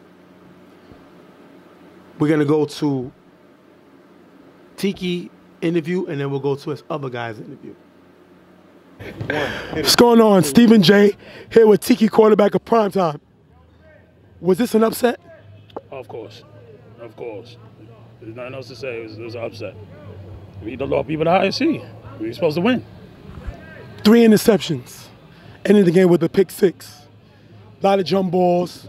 A lot of inconsistency today. What was it? Did they defense throw you off? Like, what was the difference? I don't think it was jump balls at all today. It was till the last drive. I just made bad throws. On that second pick to me, if I lead him, that's a touchdown. I just made bad throws. It wasn't nothing else but me making bad throws. So you would say that your team, you lost this game rather than your team? Yeah, because it was a carryover from the other 2 games. Started with the Storm game. Had that game. Even though the defense, y'all blame it on the defense, I put our defense in that situation. I don't put us defense in that situation. We not even in that. It's all on me. At the end of the day, I'm a veteran. It's all on me. Tell me about the drive when Pratt got caught with the pass interference defensively. That kind of hurt y'all also. I mean, he's aggressive. He probably just didn't locate the ball. He put his hand on his back. He know he made a mistake, but we all make mistakes. It's a part of the game. We just got to pick him up. We didn't pick him up, and it starts with me. What happens to this team now? A lot of bickering during the season. Will we see this team back in the fall? Well, I'm telling you now, you won't see me back. I said it before. This is it. I know I'm not coming back. I don't have the passion no more. My arm strength is gone. I'm not playing smart like I'm supposed to. And like you said, it's too much bickering, but it starts with me. I can't put on the coach's hat and a quarterback hat at the same time. I got to do one or the other. So you won't be quarterbacking no more, but you will be coaching? Correct. I won't be quarterbacking no more. I'll be coaching. All right. I'm going to thank Tiki for being here. Takes a man to come after a devastating loss and still talk to us. We appreciate it, T. Thank you. Congratulations to, pardon me, I was about to say commission, Demon Knight. Gio, I couldn't check the box again. You got me again. Don't worry about it. Ghost, Jay, I know y'all going to kill me. It was on me. Thank you, Tiki. See if we can talk to her quick. Well, in fact, Meek, let me speak to you real quick, Meek. You got a minute? Or you don't feel like talking? You feel like talking to school? I talk, bro.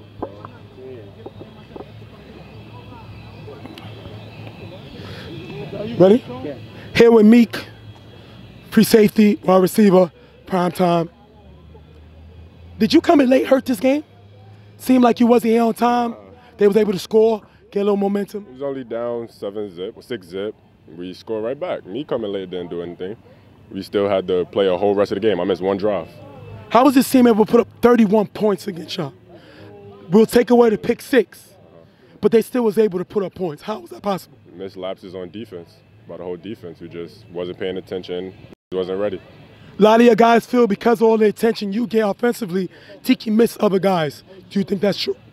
I mean, yeah, he could become locked on, but it's use your weapon. We have other weapons. You should use them, but it happened. What happens to this team now? We've seen you play with Predators. Yeah, that's what I play with. Are you in the fall? Will you be back with Primetime, or are you going back home to Predators? Predators, yeah. All right. You heard the man, Meek. Thanks for being with us, man. No problem. Yo, quick. What's going on here with Pret, defensive captain, Primetime. Pret, I killed your defense this year. Y'all proved me right.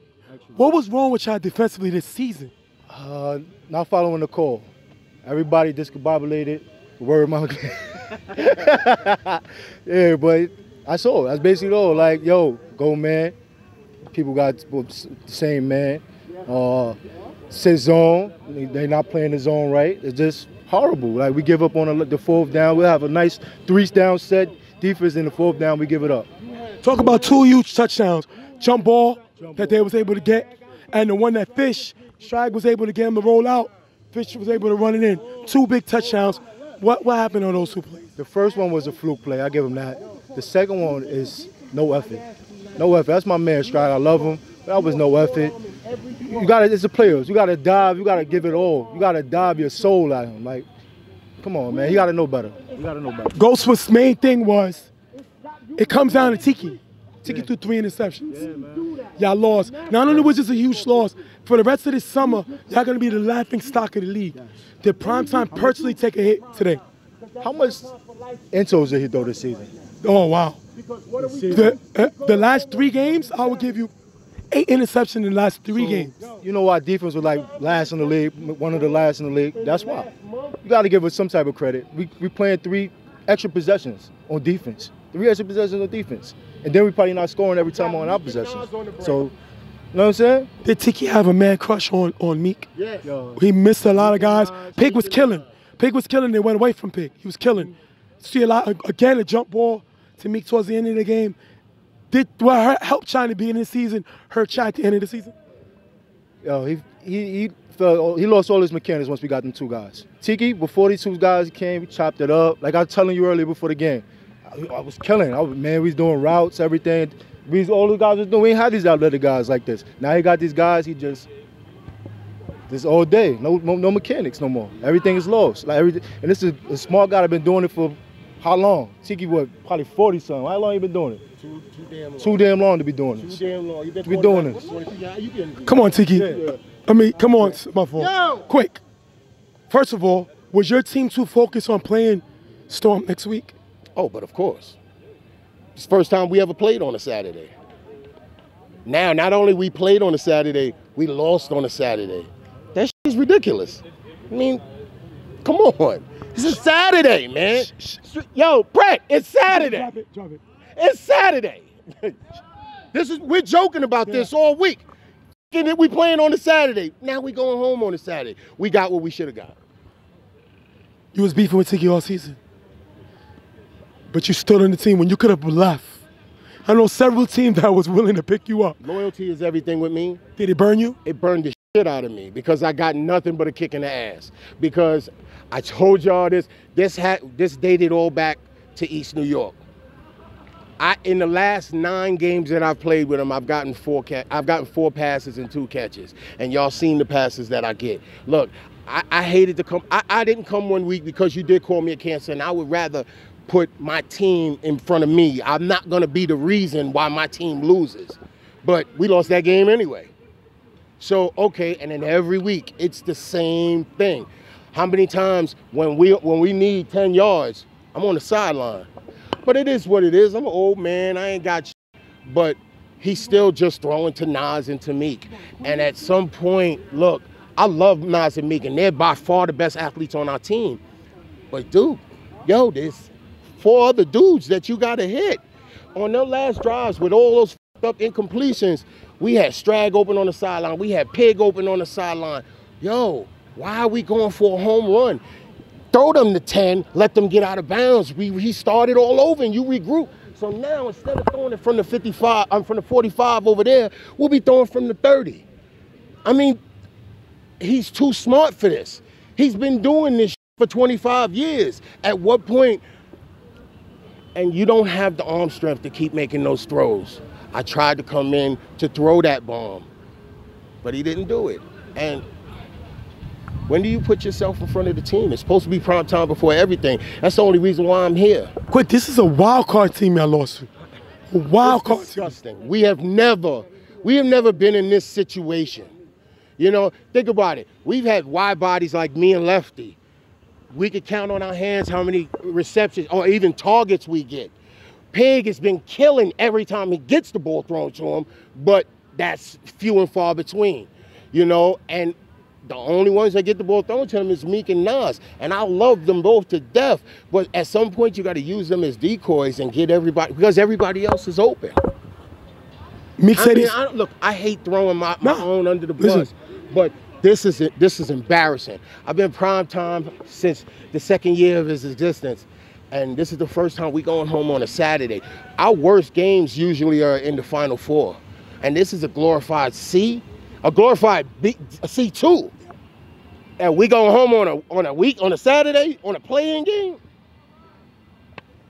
Meek said he's going back to Predators. So is Pret. Pret is going back to Predators. Yeah. Tiki, is it time for him to step down at quarterback? Look, Tiki has to retire. Look, if you're holding on to something, I don't know what it is. I love Tiki like a brother, but it's time. I mean, I know it's my time not to be quarterback, and I throw just when I have to. I throw the throws, but I still have an arm. I could have made a long throw. I wasn't telling you let me come in and throw the game. Just let me come in and throw the bomb and give us a shot. Y'all seen I can reach. I mean, so I'm not. I don't know. It's sad. We're going to thank Quick for being here with us. It's tough. They just lost a game where everybody in the league thought they would win. It should have been a mercy. But now what happens to prime time now? That's the question. I know one thing. They're going to be the laughing stock of the summer league because everybody expected to see prime time Storm next week. We're going to see that. Maybe another time. Stay on the site. Thanks a lot. Wow. I mean, some would say his team threw him under the bus.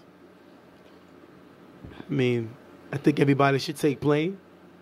But when you're the quarterback, when you're the owner, when you're the coach, you got to be able to adjust. You remember that movie, Are We There? Are We There Yet?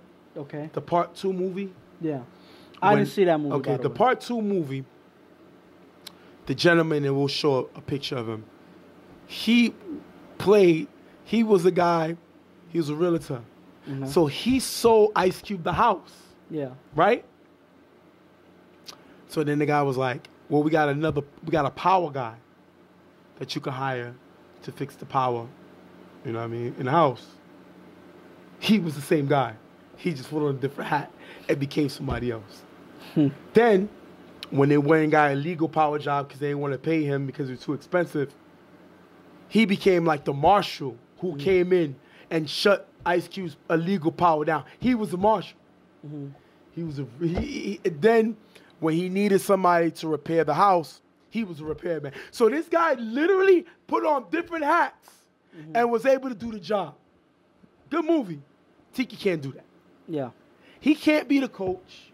He can't be the quarterback. He can't be the owner. He can't wear all the hats. Maybe he should watch the movie. Maybe he can do it then. But right now he can't.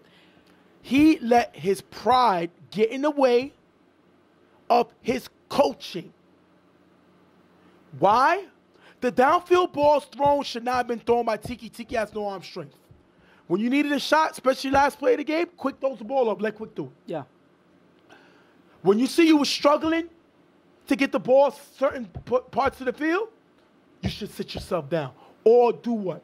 What do we know prime time to be good at? Running the ball. What? What was that? Hey, he must have forgot that they. And run if the I ball. recall, they're a bigger team than Demonites. Yeah. But Tiki wants all the credit. Okay, you want the credit for the win? You got to eat this loss. And it's time for you to retire. You're done. Well, I'm going to say this. Put a fork in him. It's over. Well, Can't play. In his interview, Done. he acknowledged that, it's time for him to What hang else it up. you going to say? But my thing is this. It didn't have to end this way. No. It didn't have to No. end this way. My No. thing is this. When you're a quarterback who knows who you are, you can succeed with that. If you're a quarterback that knows that you don't have the best arm strength out there, then you adjust to what you do have strength in. You threw 8 interceptions in your last 3 games. Yes. I may be off 1 or 2, but I believe he threw 3. Then he threw 2. Okay. And then he threw 3 again. Yes. He and threw that's 8 interceptions in his last 3 games. And guess what? Okay. All 3 games are losses. Yeah. You could go ahead. And I would say 6 of those interceptions were probably thrown to Meek. Attempting to get the ball to Meek. Yes. So my thing is this. Well, he threw a game loser to Pratt. The one that Machine got. Yeah. Pratt. My thing is this. Tiki is a quarterback that can't make all decisions on his own. No. He's one of those quarterbacks that needs to be coached. That the game plan needs to be planned for him to throw. But he's the one that's making the plan.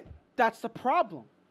Again, like you said, you can't be the coach and the quarterback at the same time. Doesn't work for him. You need somebody on the sideline telling you, listen, this is what plays you need to run. They were this is what telling you need him. to do. He argued with Quick the whole season. Because again, he still argued has, with but Meek. you know why? You know why? Because again, he has that hat on as the coach and quarterback. He's on the field and he's still saying, this is my team. You can't do that. If you're going to be the quarterback, then you got to let guys that see things that you don't see to manage the game. He doesn't do that. And because of that, he makes horrible decisions on the field. Well, they're done. Yeah. Demon Knights, great win. I respect this team. They're moving on Sunday. So now the next show you'll see will be Sunday. Yeah. You'll see the matchups for who they play. We'll announce that on the next show. But this was a great wild card. Games. You have the Bullies move on after they end Pharaoh's season.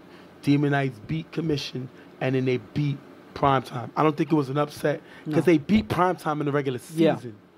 And they're the same record as Primetime. They just proved that they can beat them. Exactly. So it's not an upset. Primetime lost. Primetime was not very good this year, even though they had the best 1-2 punch in the game. They were not very good, especially defensively. We're going to wrap this up. We're going to be back. You'll watch the next show. We'll be right back. Real Tough Talk.